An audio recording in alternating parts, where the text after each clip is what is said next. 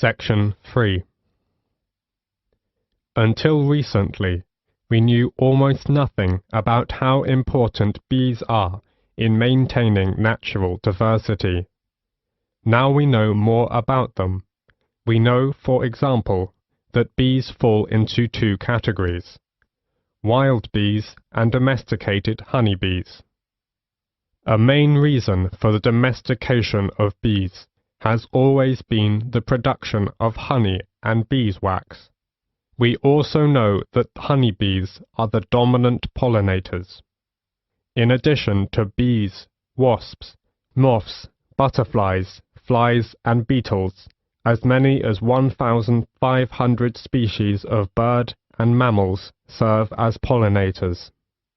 Many crops of commercial importance, such as almond, cherry, avocado pear, watermelon, cucumber, rely on pollination by insects, and of these insects, bees are by far the most important. Animals and insects provide pollination services for over 3/4 of the stable crop plants, and for 80% of all flowering plants in the world. The economic value of animal pollinators to world agriculture has been estimated to be $200 billion per year. Pollination is one of nature's services to farmers, so think about this. If you eliminated the pollinators, it would take the food right out of our mouths. We biologists never imagined we'd see the day when wild plants or crops suffered from pollinator scarcity.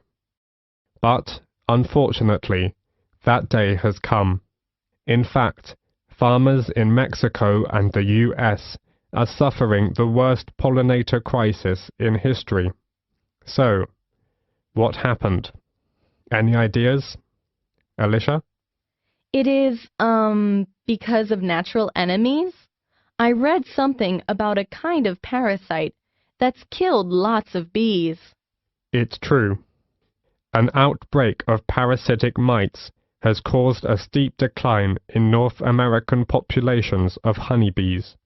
But parasites aren't the only factor. What about the pesticides used on farms? All those chemicals must have an effect.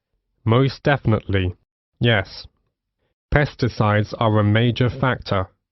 Both wild and domesticated bees are in serious trouble because of pesticides.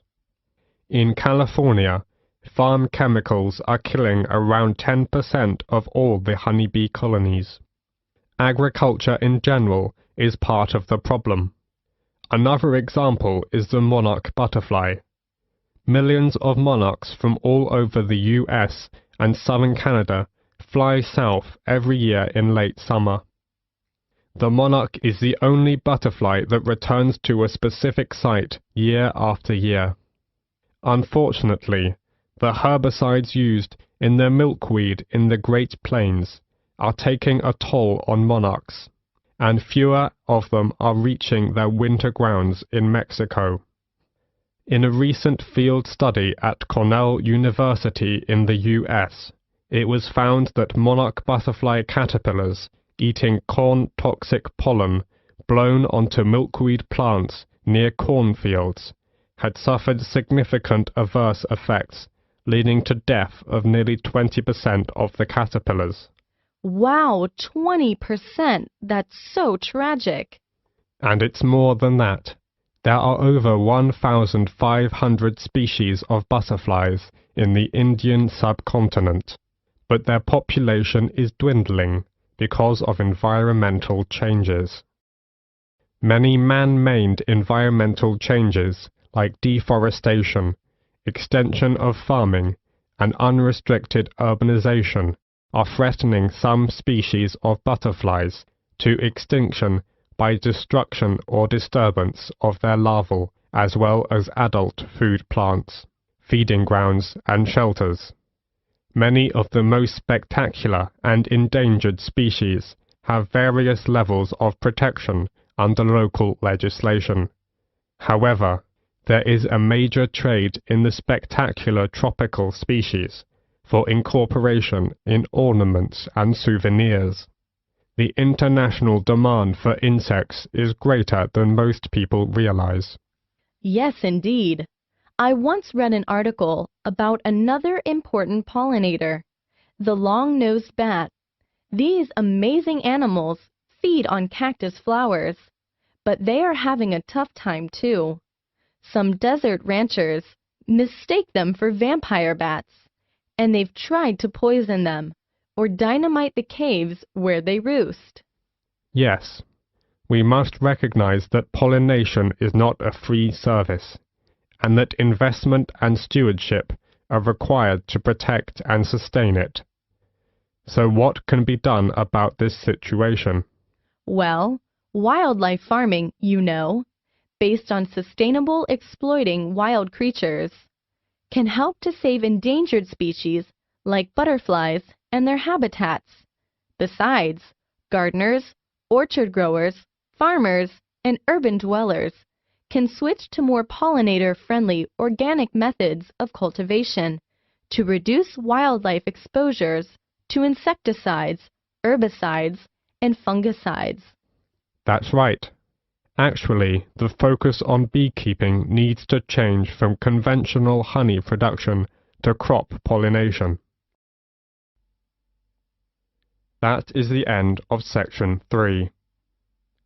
You now have half a minute to check your answers.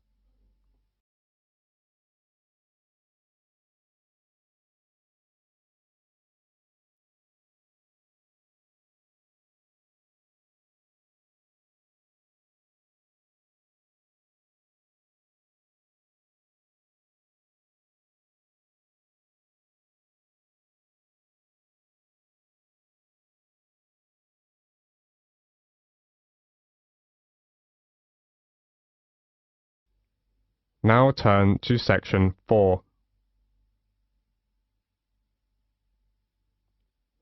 In a moment, you are going to hear a talk about movies. As you listen, answer questions 31 to 40. First, you have some time to look at questions 31 to 35.